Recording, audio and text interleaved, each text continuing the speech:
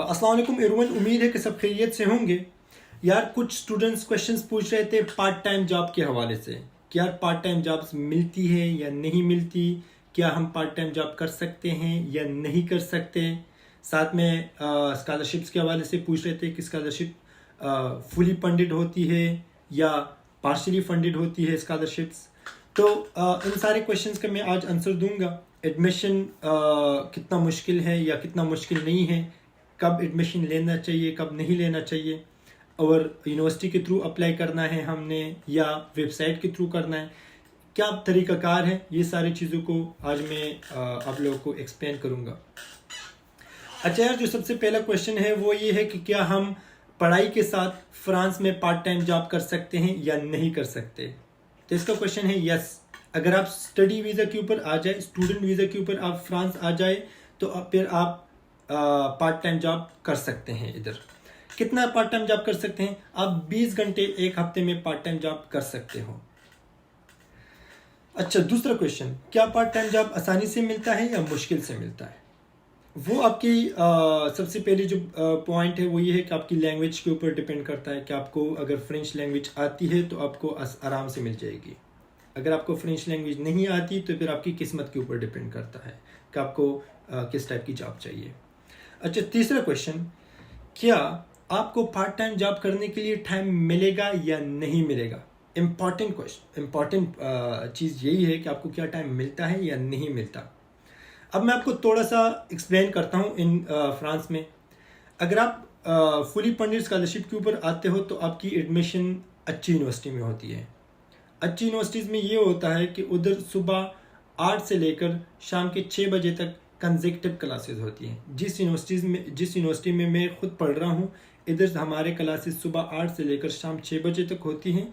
और अगर आपने जिस दिन नहीं जाना है, एब्सेंट होना है, तो उस टाइम पे आपको क्या करना पड़ेगा कि यूनिवर्सिटी को बाकायदा मेडिकल रिपोर्ट्स दिखाने पड़ते हैं कि मैं क्यों एब्सेंट हूँ। तो फिर उसी हिसाब से मुश्किल हो जाता है। जो अच्छी यूनिवर्सिटीज़ हैं, जो टॉप रैंक यूनिवर्सिटीज़ हैं, उनमें आपको क्लासेस लेने पड़ते हैं, प्रोजेक्ट्स करने पड़ते हैं, रिपोर्ट्स बनाने पड़ते हैं, बहुत काम होता है। मतलब एक फिर आपको टाइम मिलना मुश्किल हो जाता है, फिर वो पढ़ाई के ऊपर कंप्रोमाइज़ करना पड़ेगा आपको। अच्छा, बाकी कुछ ज़्यादा यूनिवर्सिटीज़ ऐसे हैं कि जो अच्छे रैंक के नहीं है, जो नॉर्मल है, उनमें आप इंसान को टाइम मिल सकता है, उसमें इतना वो रिस्ट्रिक्शन नहीं होता। अब आई डोंट नो, मुझे सारे फ्रांस का पता नहीं है, लेकिन फिर भी स्टूडेंट्स कर रहे हैं, पार्ट टाइम जॉब्स कर रहे हैं स्टूडेंट्स, मतलब मैनेज कर रहे हैं चीज़ों को। अगर आपकी स्कॉलरशिप नहीं है, फुली फंडेड नहीं है, अगर आप अपने पैसों से आते हो तो आप फिर पार्ट टाइम जॉब को ढूंढ सकते हैं और आप साथ में कर सकते हैं आराम से। फिर आपको थोड़ा सा मैनेज करना पड़ेगा चीज़ों को।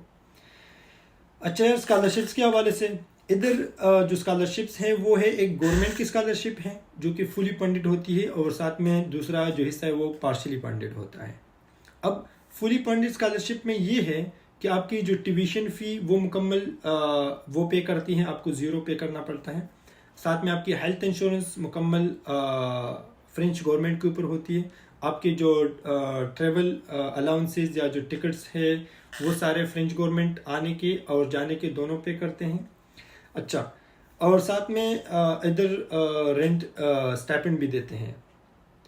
अब दूसरी जो बात है वो ये है कि पार्शियली फंडेड में क्या होता है कि आपको सिर्फ स्टाइपेंड नहीं देते महीने की, बाकी आपकी जो ट्यूशन फ़ी या जो ट्रेवल अलाउंसेस, हेल्थ इंश्योरेंस, सारी चीज़ें उसमें इंक्लूडेड होते हैं।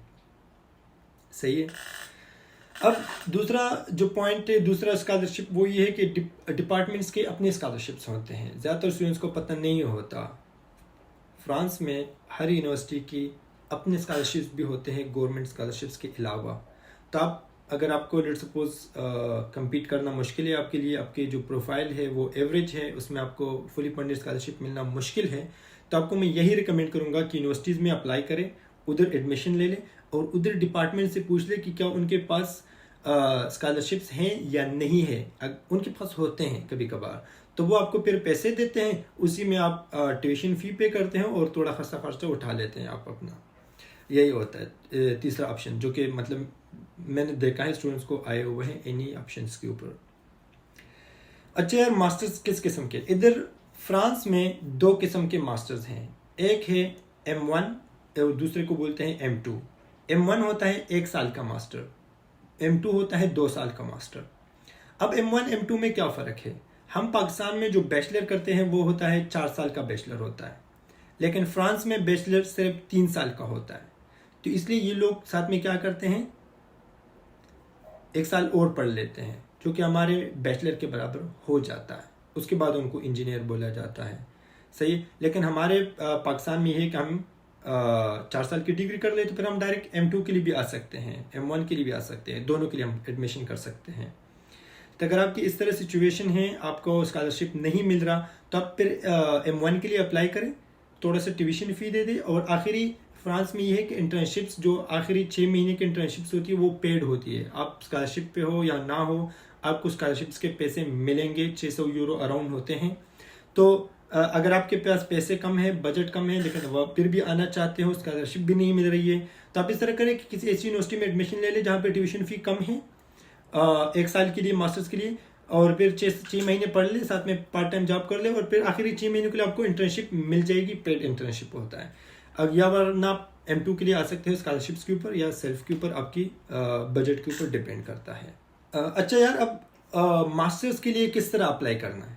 फ्रांस में मास्टर्स के लिए अप्लाई करने के 2 तरीके हैं। मतलब उन्होंने अभी रिसेंटली चेंजेस लाई है, रेगुलेशंस को चेंज किया है, रूल्स को चेंज किया हुआ है। एक वेबसाइट है, उसका नाम है इतूद अफ़गान्स, उसका लिंक मैं आपके साथ शेयर कर दूंगा।